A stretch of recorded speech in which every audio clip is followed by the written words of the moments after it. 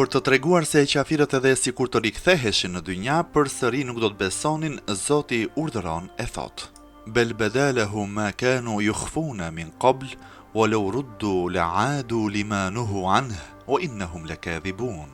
Jo dhe jo, s'janë të vërteta fjalët që ata thanë, por atyre do t'u dalsheshit besimi i kot që ata e fshihnin më parë në zemër, tani që po shikojnë dëshkimin dëshirojnë të kthehen përsëri në dynja, nëse ata do të riktheheshin atje do të bënin po ato punë nga të cilat ishin ndaluar. Me të vërtetë ata janë gënjeshtar. Wa qalu in hiya illa hayatuna ad-dunya wa ma nahnu bimab'uthin. Ata kishin thënë në dynja se gjallënia jonë është vetëm jeta e dynjas dhe se ne nuk do të ringjallemi. Kështu e kishin mohuar ata ringjalljen e tyre, por law tara idh uqifu ala rabbihim qala alaysa hadha bil haqq qalu bala wa rabbina qala fadhuqu al-'adhaba bima kuntum takfurun. Dhe nëse do t'i shihje ata, do t'i shihje kur të ndalohen për të gjykuar para Zotit, tepër të pikëlluar, Zoti do t'u thotë: a s'është e vërtet kjo? A nuk u ringjallët ju?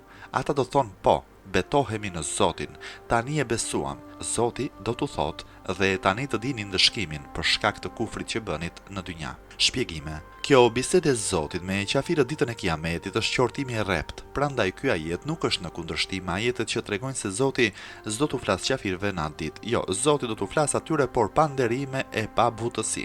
Qad khasira alladhina kadhabu bi liqa'i Allahi hatta idha ja'atuhum as-sa'a baghtatan qalu ya hasratana ala ma farratna fiha wa hum yahmiluna awzarahum ala dhuhurihim ala sa'a ma yazirun. Me të vërtetë u dëmtuan ata që përgënjeshtruan takimin me Zotin, më në fund kur atyre t'u vi Kiameti befas do të thonë: ku je o mjerimi ynë? Eja dhe vazhdo së bashku me ne atë punë që e kishim lënë mangët në dynja. Por në atë rast ata do të kenë ngarkuar mbi kuriz barën e rënd të fajeve të veta. Ata dini se sa barë rënd dhe sa gjëra të këqija kanë ngarkuar ata. Shpjegime. Fahri Raziu thot se Zoti u ka dhënë njerëzve disa organe gjymtyr trupore si gojë, duar, këmbë e tjerë, u ka dhënë edhe disa mjete shpirtërore si mendje, kujtese të tjerë, të gjitha këto u ka dhënë që ata të fitojnë lumturinë e amshuar, por kur ata nuk i përdorin këto për fitimin e asaj lumturie dhe mohojnë ahiretin, posa ata t'i befasoj dita e Kiametit, do të shohin se atyre u ka humbur fuqia e mjeteve të dhëna, do të shohin se u ka humbur edhe lumturia e dynjas, për të cilën ata i kishin përdorur ato. Ata janë të dëmtuar në të dyja botot, kanë humbur jo vetëm kapitalin, por edhe fitimin e atij kapitali.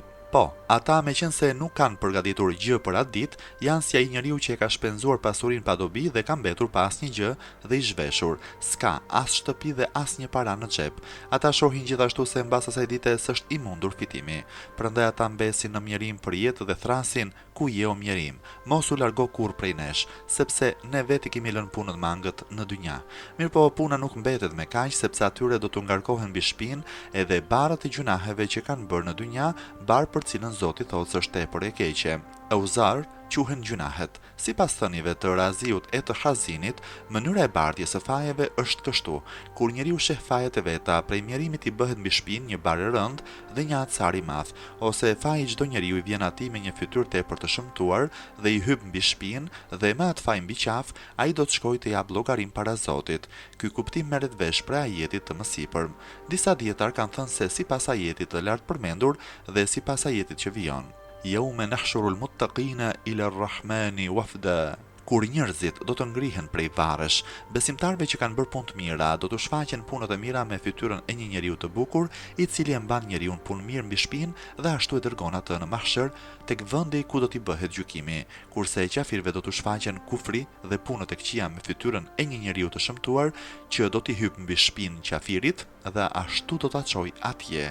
Pra ata që kanë përgënjeshtruar ditën e Kiametit, me të vërtetë janë të dëmtuar shumë keq. Zoti i tregoi të dëmtuarit prej atyre njerëzve që thanë s'ka ahiret, për ne jetë është vetëm jeta e kësaj dynjaje, për të treguar edhe se kjo dynja e cila i mashtroi ata në vetvete s'ka asnjë rëndësi, urdhëron e thot: "Wa mal hayatu ad-dunya illa la'ibu wa lahu, wa lad-daru al-akhiratu khayrun lil-ladhina yattaquna afala ta'qilun." Jeta e dynjas nuk është gjë tjetër veç se një lojë fëmijësh dhe harim të çmendurish, dhe pallati i ahiretit do e mos që është më i dobishëm për ata që ruhen prej kufrit e prej fajesh, pra o qafir ende nuk e kuptoni? Shpjegime. Fahri Raziu thot se dynjaja në vetvete nuk është e keqe sepse lumturia e ahiretit përfitohet vetëm në dynja, në këtë jetë. Prandaj si në këtë jetë ashtu edhe në ajetet të tjera është përbuzur jeta e qafirëve sepse me që ata nuk besojnë në ditën e kiametit, në çdo minutë të jetës së vet, ata ngarkohen me faje, kurse besimtari në çdo rast fiton shpërblime. Prandaj jeta e tij është e lavdëruar. Pra jeta e dynjas ka mundësi edhe për t'u lavdëruar edhe për t'u përbuzur.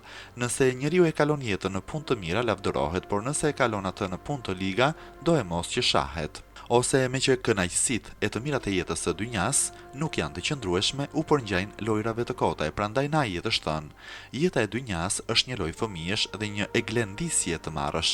Jeta e dynjas është shëmbëllyer me lojrat, të cilat s'kan ndonjë përfundim të mirë e as ndonjë dobi. Për ata që e shpenzojnë jetën në punë të liga edhe në gjërat më të këndshme e më të shijshme të jetës, si ngrënia, pija, afrimi me gratë të tjerë, njeriu nuk ka ndonjë ndryshim nga shtazët. Prandaj, njeriu me mendje në kokë nuk i shkon e nuk dallohet prej shtazësh nëse nuk e shpenzon jetën në punë të mira. قد نعلم إنه ليحزنك الذي يقولون فإنهم لا يكذبونك ولكن الظالمين بآيات الله يجحدون. Ne e dim se sa shumë të hidhëroj ty ajo që thanë ata, por mos u mërzit se ata nuk të përgënjeshtrojnë ty në vetvete, por mizorët, megjithse i dini mohojnë argumentet e Zotit. Shpjegime. Ne e dim se sa shumë të hidhëroj ty ajo që thanë ata, ose me të vërtet ne e dim se sa do të hidhëroj ty ajo që thanë ata. Por mos u mërzit se ata nuk të përgënjeshtrojnë ty në vetvete, ata e din se ti si e gënjeshtar, por mizorët i mohojnë argumentet e Zotit edhe pse i din se janë të vërteta.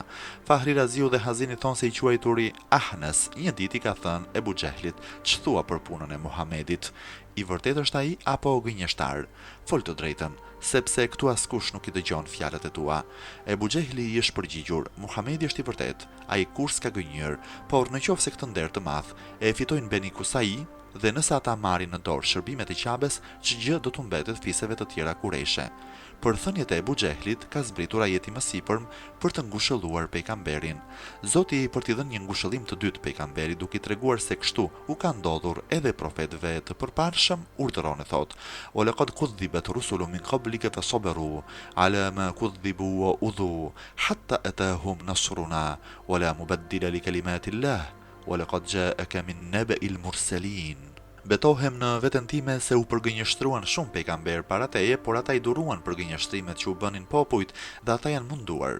Derisa atyre u erdhi ndihma jon, s'ka ndryshues për fjalët e Zotit.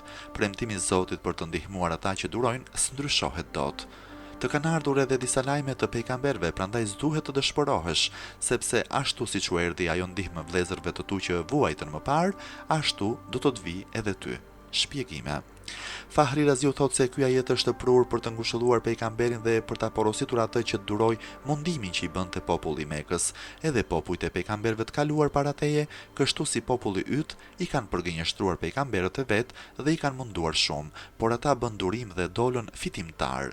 Pra edhe ti duro që të dalësh nga dhënjës, madje ty të shkon më shumë që të marrësh udhën e durimit, sepse ti ke mision të përgjithshëm e edhe mundimet i ke më të mëdha, prandaj ti duhet të durosh më shumë se të tjerët.